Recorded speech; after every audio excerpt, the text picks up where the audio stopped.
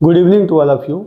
Translation की जो series हम लोगों ने शुरू किया हुआ है उसमें आज की जो वीडियो है वो है use of how to. How to का प्रयोग बहुत ही इंपॉर्टेंट है।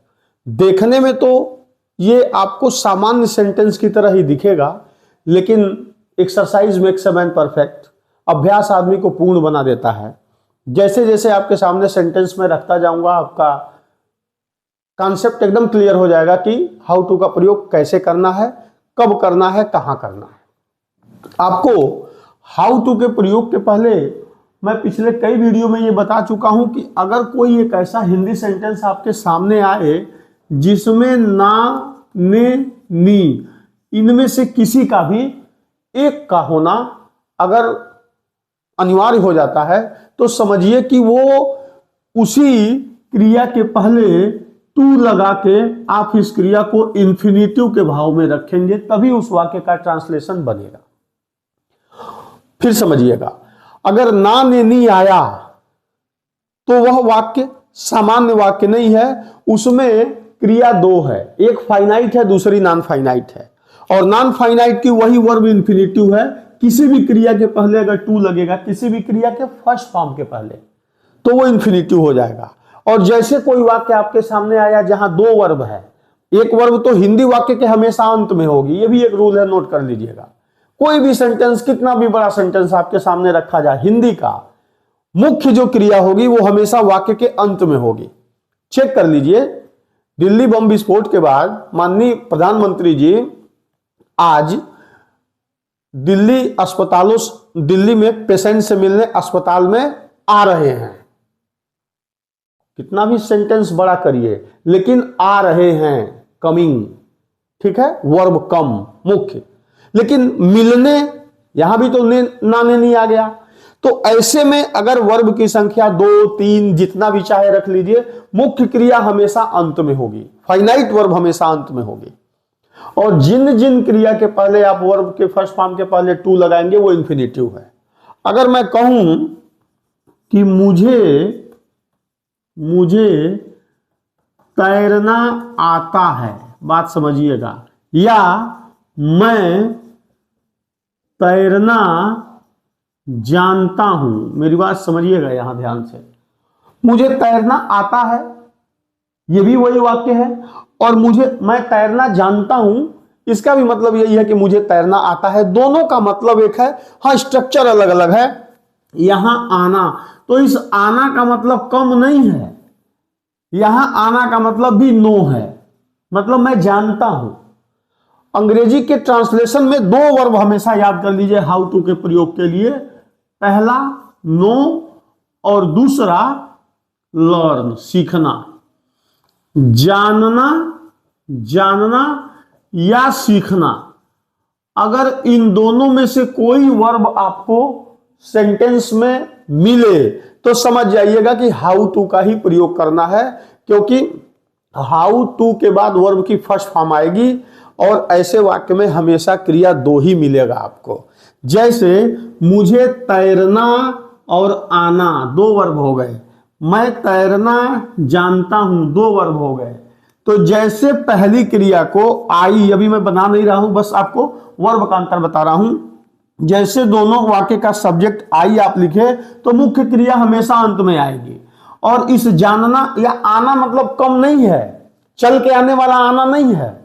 लोग कहते हैं कि तुम्हें खाना बनाना आता है, आता है मतलब खाना थोड़ी ना आता है। Do you know how to cook food?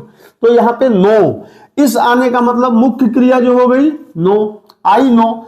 अब कह रहा है आई नो टू स्विम, अगर हम कर दें आई नो टू स्विम, तो भी इस वाक्य का ट्रांसलेशन यहां बन गया, आई नो टू स्विम, मुझे तैरना आता है। लेकिन यहां इसके पहले हाउ का प्रयोग कर देना है, क्योंकि ऐसी क्रियाएं जिसमें जानना या सीखने का भाव आएगा, वहां पे उस इंफिनिटिव के पहले तुम्हें या मुझे तैरना आता है मतलब तुम जानते हो कि कैसे तैरा जाता है, how you are going to swim, यहां पे वो भाव है। तो आई नो, इस टू के पहले यहां क्या लगा देना है, हाउ टू स्विम। इसलिए अभी इसके हम लोग आगे बढ़ते हैं, लेकिन उसके पहले अब ध्यान से देखिएगा, कोई भी ऐसा वाक्य जिसमें ना ने नहीं आए, समझिएगा वो इंफिनिटिव है। उसी क्रिया के पहले आपको फर्स्ट फॉर्म के पहले टू लगा देना है। पहली बात, कोई भी वाक्य आपके सामने जानना या सीखना से रिलेटेड है, नो या लर्न से संबंधित, तो आपको हाउ टू का प्रयोग कर देना है। ये दो बात महत्वपूर्ण हो गया। तीसरा, इस वाक्य के नेचर को देखेंगे। डस्टर दो, सॉरी। अगर अब इस वाक्य को हम लोग बनाएंगे कैसे, ये महत्वपूर्ण है। मान लीजिए अगर हम सेंटेंस कहें, और हाँ, टेंस कोई भी हो सकता है, प्रेजेंट हो सकता है, पास्ट हो सकता है, फ्यूचर हो सकता है। जैसे कि एक एग्जांपल मैं आपको दे रहा हूं, मैं अंग्रेजी बोलना जानता हूं। प्रेजेंट इंडिफिनिट, जिन वाक्य के अंत में ता है, ते है, ती है, प्रेजेंट इंडिफिनिट। कुछ नहीं करना है, आई, और क्रिया हमेशा वाक्य के अंत में होती है। अब जानना मतलब नो आ गया, आई नो, ठीक। पहली क्रिया। ना ने नहीं आ गया है मतलब इंफिनिटिव, मतलब हाउ टू। तो आई नो हाउ टू बोलना, स्पीक क्या, इंग्लिश। काम खत्म आपका, I know how to speak English. अब देखिए, अगर यहां मैं की जगह होता कि वह अंग्रेजी बोलना जानता है या जानती है, जो भी हो, तो यहां ही या सी आप अपने हिसाब से लिखेंगे। फिर जानना की अंग्रेजी, यहां पे आपको नो लिखना ही है, सब्जेक्ट के बाद वर्ब। लेकिन ता, ते, ती प्रेजेंट इंडिफिनिट, तो यहां पे यस लग जाएगा। बाकी सब कुछ है, हाउ टू स्पीक इंग्लिश। यहां आई वी दे यू के साथ वर्ब फर्स्ट फॉर्म में आती है, लेकिन ही सी इट और किसी नाम के साथ यहां वर्ब में यस या यस लग जाती है। ये आप जानते हैं।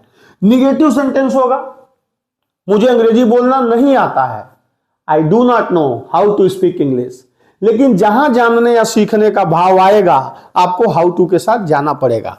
प्रेजेंट का हो गया। आइए कंटिन्यूअस देखते हैं। प्रेजेंट के इंडेफिनिट में आ गए, कंटिन्यूअस में। अच्छा, इसका इंट्रोगेटिव भी है। अगर यही आ जाए कि क्या तुम चाय बनाना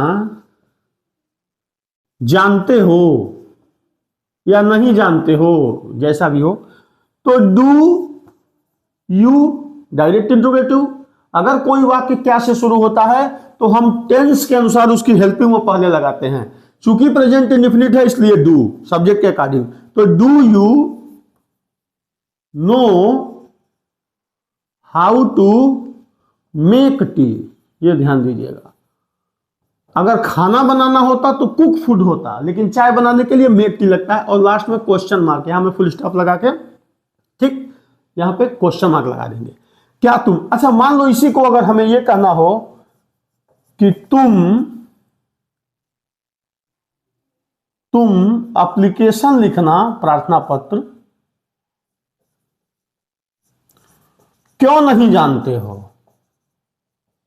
क्यों नहीं जानते हो। इनडायरेक्ट इंट्रोगेटिव में क्वेश्चन वर्ड को पहले लाते हैं।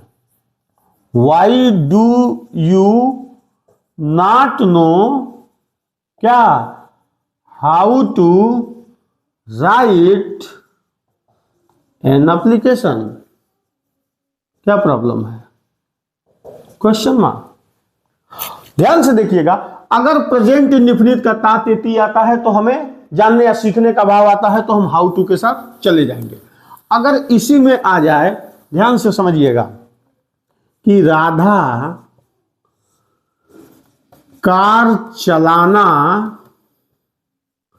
सीख रही है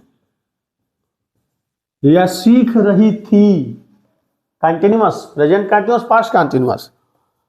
राधा वर्ब क्या आ जाएगा, इज लर्निंग। कहते हैं ना कि डीएल जब बनता है तो कहते हैं लर्निंग है, मतलब सीख रहे हैं। Radha is learning how to drive car. अगर यही होता कि थी, सीख रही थी, तो इसकी जगह हम क्या कर देंगे, वॉच कर देंगे। अगर इसी तरीके से हम टेंस बदलें और मतलब प्रेजेंट हो या पास्ट हो, इज लर्निंग हो गया। इसी को एक वाक्य फ्यूचर का देख लीजिए। अगर फ्यूचर में कहना हो कि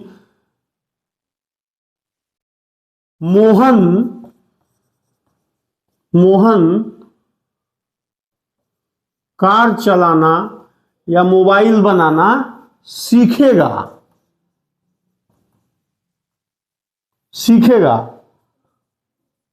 Mohan will learn how to drive car. क्या प्रॉब्लम है? मुख्य चीज इसमें क्या है, जैसे आपको जानना या सीखना ये दो वर्ब आपको मिल जाए, और हमेशा याद रखिएगा ये दोनों वर्ब जिस भी वाक्य में आएंगे ये अकेले वर्ब के रूप में नहीं आएंगे, इसके बाद कोई न कोई एक वर्ब अवश्य होगी। और जो वर्ब कार चलाना और सीखना ये दो वर्ब हैं, ठीक। तो जैसे ये वर्ब आपको फाइनाइट के रूप में मिलेगी। फाइनाइट मतलब वो होता है जो टेंस पर्सन प्रोनाउन के अकॉर्डिंग चेंज हो जाए, और जो नहीं चेंज होता है वो non finite. How to drive, जैसे आपको दो वर्ब मिलेगा जिसमें ना नहीं होगा, समझ जाइएगा यही इंफिनिटिव है। ध्यान दीजिएगा, ना यहां लगा है तो ना मतलब ड्राइव, ठीक है, चलाना, तो ड्राइव के पहले यहां टू लग गया, इंफिनिटिव बन गया। और मैंने अभी कहा है कि हिंदी वाक्य के सबसे अंत में मुख्य क्रिया होगी, तो मुख्य क्रिया विल लर्न, प्रेजेंट होता तो लर्न्स, कंटिन्यूअस होता तो इज लर्निंग, ठीक है। लेकिन इसके बाद जो आने वाली क्रिया है वो इंफिनिटिव में। हाँ, जहां जानना या सीखना इन दोनों वर्ब में से किसी एक का भाव आपको मिल जाएगा, आंख बंद करके आपको हाउ टू का प्रयोग करना है। मैं मोबाइल बनाना, चलाना, कंप्यूटर चलाना, चाय बनाना, खाना बनाना जानता हूं। I know how to cook food, make tea, drive car, drive bike. Okay, इस हिसाब से हम लोग अपने आप को चेंज कर देंगे। आज के वीडियो में बस इतना ही। बहुत बहुत धन्यवाद।